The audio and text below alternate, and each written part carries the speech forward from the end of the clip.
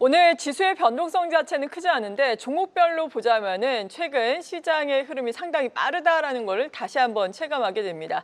SK하이닉스가 상승 탄력을 키워갔다가 이 시각 현재는 또 보합권의 움직임을 보여주고 있는 등 종목별로 차별화되는 장세가 계속해서 펼쳐지고 있는데요. 큰 그림 그려보면서 자세한 투자 전략 세워보는 시간 마련했습니다.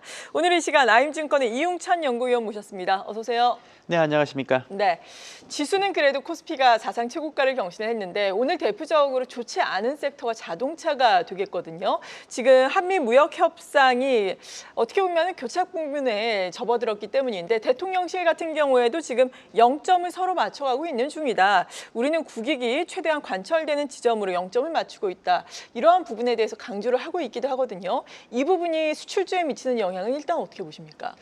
예, 일단은 지난주에 이제 최근에 좀 문제가 좀 있었죠. 네. 예, 이제 뭐 현대차라든지 LG 에너지 솔루션 관련 이제 기술자들 억류 사태가 있으면서 뭔가 한미 관계에 대해서 새로운 좀 국면에 좀 접어든 것 같습니다. 그래서 우리 입장에서는 이런 상황이 발생을 했기 때문에 이 문제를 어느 정도 이제 좀 뭔가 짚고 넘어가야 될 그런 부분들이 좀 있다고 생각을 하고 있고요. 뭐 미국에서도 이러면서도 계속 이제 그 500조 원의 투자를 지금 뭐 현금으로 준비를 해라 뭐 이런 식으로 계속 압박을 하고 있으니까 네. 우리로서는 좀 들어주기가 어려운 상황이기는 합니다. 그렇다고 당연하죠. 그렇다고 뭐 미국에서 이 요구들을 갑자기 뭔가 바꿔 나가기는 좀 쉽지 않을 것 같고요. 미국에서도 보면은 이런 그 근로자들 억류 사태에 대해서는 이래서야 리쇼어링 하겠느냐 이런 쪽으로 좀 이제 비판적인 그런 의견들도 있는 것도 중앙에서는 좀 사실입니다만 또 지역 민심으로 가면은 또 여러 가지 일자리 문제, 또 이민자 문제 이런 것도 있기 때문에 찬성하는 쪽도 있는 것 같거든요. 그래서 이쪽도 상당히 골치가 아픈 상황이고 또 이 협상이라는 측면에 있어서도 이 투자안이라든지 이런 부분들을 미국에서도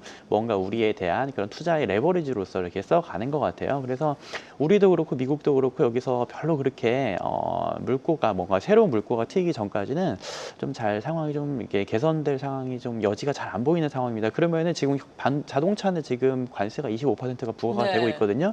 이 부분이 단기간에 해소되긴 좀 어려울 것 같아요. 그래서 이 부분들을 조금 좀 걱정스러운 부분이 좀 있다고 생각이 좀 됩니다. 예. 네, 뭐 무조건 빠르게 타결되는 게 중요한 건 아니죠. 대통령실이 이야기를 한 것처럼 우리나라 국익에 또 최대한 관철이 될 수 있게 협상을 진행하는 것이 무엇보다 중요한데 그래도 이러한 부분이 불확실성으로 남게 된다면은 지금 가뜩이나 분위기가 좋은 코스피에 상승 탄력에 제동이 걸리진 않을까 이런 우려가 생길 수도 있겠는데요. 어떻습니까? 예, 조금 이런 부분들이 좀 걱정스럽기는 하고요. 네. 오늘도 보면 자동차가 빠지고 있는데 맞는 프라이싱이라고 생각을 하고 있습니다. 그런데 최근에 코스피 지수를 보면은 계속 3,200에서 거의 두세 달, 두 달 반 이상 거기서 정체를 하다가 3,100, 3,200 왔다 갔다 했었죠. 그래서 뭐 7월에 관세 협상 뭐 이런 것부터 시작해가지고 8월 이후에 급등을 갑자기 9월을 들어서 했는데 이렇게 급등한 이유가 세 가지입니다. 첫 번째는 이제 미국의 금리 인하가 여튼 이제 이번 주에 시작이 되겠죠. 예, 그리고 그 다음에 반도체 레거시 쪽이 업황이 워낙 좋은 것 같아요. 이 투자가 많다 보니까. 그리고 여기에다가 이제 국내 증시 부양 정책이 지속 세 가지 이유 때문에 코스피가 갑자기 또 이렇게 200포인트까지 올라 버렸는데요. 오른 상황인데 이런 상황에서 이제 관세 불확실성이 어느 정도는 이제 영향을 미치겠습니다만 앞에 말씀드린 세 가지 요인이 더 크다. 일단은 그렇게 생각이 돼요. 그런데 앞으로 조금 더 봐야 될 것 같고요. 특히 10월 이후에 실적 네. 시즌에 우리가 이 관세가 어떻게 영향을 미칠지 이런 것들 봐야 되고 협상도 지금은 일단 정체 상황이지만 언제까지나 정체가 될 수는 없거든요. 미국에서 어떤 것들을 더 우리한테 들고 나올지 이런 것들을 가져올지 이런 것들을 확인을 해봐야 되고 만약에 안보까지 확대가 되면 좀 곤란해져요. 이제 거기까지는 우리가 조금 걱정을 해봐야 된다라고 생각은 하고 네, 있습니다. 관세 이슈 이후에 최근에 수출입 동향 보자면은 자동차는 확실히 대미 수출이 줄었던데 이러한 부분이 실적으로 어떻게 확인이 될지 앞으로 좀 지켜봐야 되겠고 그리고 미국과 중국 간에 지금 무역 협상이 스페인에서 열리고 있잖아요. 이 부분에 있어서의 관전 포인트는 어떤 게 되겠습니까? 예, 미국, 중국 관계가 생각보다 괜찮나, 이거 관세 협상이 생각보다 빨리 됐단 말이에요. 이런 부분들은 괜찮나 싶으면서도 관세율을 결정한 이후에는 또 뭔가 진전이 없습니다.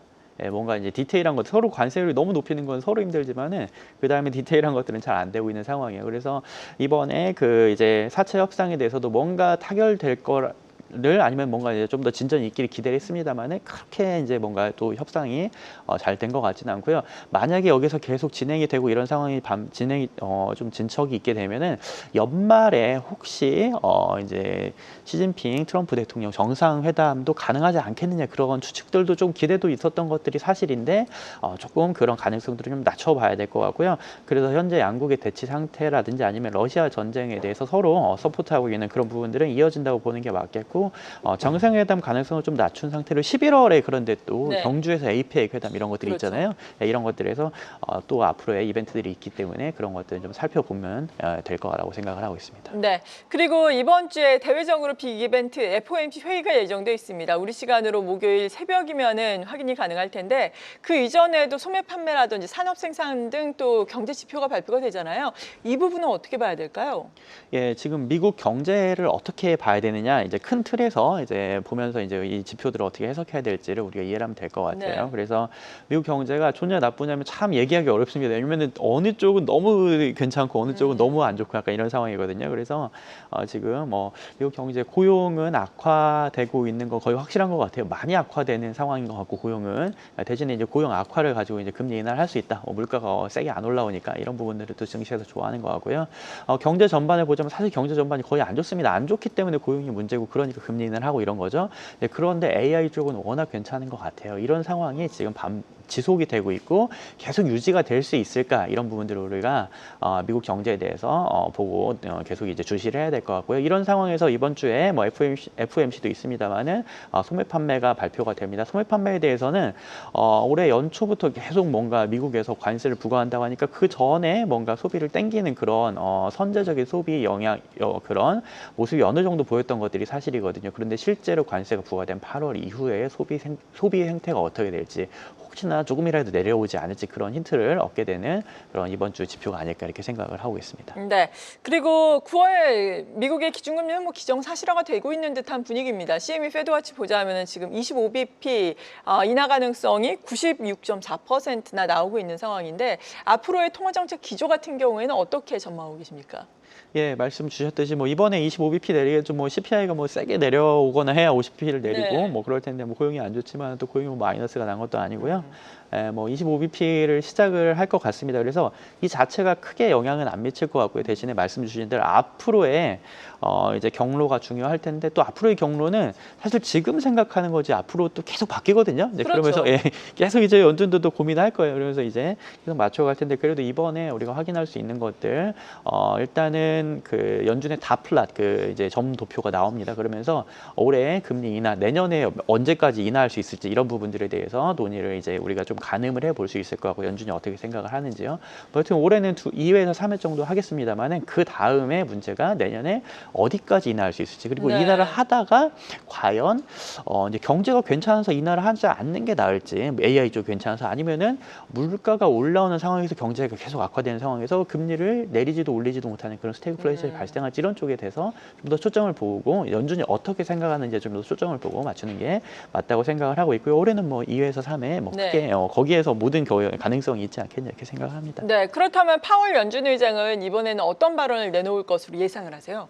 네, 일단 파월 의장의 발언이 예전만큼 그렇게 중요하지는 않게 되긴 했어요, 사실은. 그래도 좀 예, 이제 집에 가셔야 될 때가 그렇게 네. 오래 안, 슬슬 이제 그 때가 오는 것 같긴 하고 또 중요하지 않다는 게 이미 25bp 결정이 됐기 때문에 그런 부분들은 이게 크게 예전처럼 우리가 막 새벽에 밤을 새면서 중요하게 봐야 되나 싶긴 합니다만 그래도 연준이 이 경제의 상황, 지금까지 다 말씀드린 상황을 많은 사람들이 다 인식을 하고 있어요. 미국 고용은 안 좋아지는데 물가는 오르긴 한데 뜨뜻미지근하게 오르고 있고 나머지 부분 다 안 좋고 그런데 AI는 계속 좋고 자산 가격이 높고 이런 부분을 연준이 어떻게 인식할 것이고 일단 물가가 올라오긴 올라오는데 이 물가 올라오는 것에 대해서도 일시적이니까 금리 인하를 이제 지속을 해도 된다라는 쪽이 있고 파월 연준 의장은 또 그런 쪽보다는 조금 더 호키시한 쪽에 가깝거든요. 그래서 그런 파월 의장의 의견이 어느 정도 이 악화된 고용 지표를 보고 바뀌는지 정도 얘기를 우리가 가늠을 해볼 수 있을 것 같고요. 어느 정도는 우리가 파월 의장의 발언 자체는 좀 호키시한 입장으로 생각을 하고 열어두고 그래서 증시 조정 가능성은 있다. 왜냐면 우리가 25bp는 다 생각을 해놨고요. 그런 정도로 보고 우리가 이벤트를 대응을 하는 게 맞지 않을까 생각을 해봅니다. 네. 그리고 이번 주에는 일본의 BOJ도 금리를 결정하게 됐는데 있었는데 일본 같은 경우에 지금 총리와 관련해서 정치적 불확실성이 있는 상황이잖아요. 이 부분이 미치는 영향은 어떻겠습니까? 예, 일단 일본이 올해 연초에 금리를 1월에 올렸어요. 그러면서 되게 기세가 좋게 올렸단 말이에요. 뭐 네. 임금 계속 올릴 것처럼 얘기하고, 예, 그래서 뭐 올해 금리 뭐 3번 올립니다. 정상화 인플레이션 됩니다 했는데 사실 오른 건 쌀 가격밖에 없어요. 좀 그러네요. 되게 좀 어려운 상황이었고요. 금리를 올리다가 한 번 올리고 말았는데 여름이 들어서면서 관세 협상이라든지 이런 문제들이 일본의 또 발목을 잡았던 것 같습니다. 그래서 지금 계속 동결 기조가 유지되고 있는 상황이 뭐 이상하진 않은 것 같고요. 뭐 BOJ에서는 뭐 10월에 금리 인상 가능성도 계속 열어두고는 있습니다만은 더 중요한 거는 이제 그 이시바 총리가 사임을 하고 나서 신임 총리가 어떻게 결정되느냐에 따라 달려 있을 것 같고요. 그래서 지금 신임 총리로 얘기가 되는 게 이제 타카이치 그 이제 여자분이에요. 그분하고 네. 이제 우리 고이즈미 신지로 그 이제 주니치로 전 총리 아들이라서 또 유명하잖아요. 그 두 분이 거의 이강 체제거든요. 그런데 타카이치 같은 경우는 아베노믹스를 계속 이어가겠다라고 얘기를 하고 있는 만큼 타카이치 이분이 이제 신임 총리가 되신다고 하면은 금리 인상은 좀 없겠구나라고 보시는 게 좀 더 맞을 것 같습니다. 네.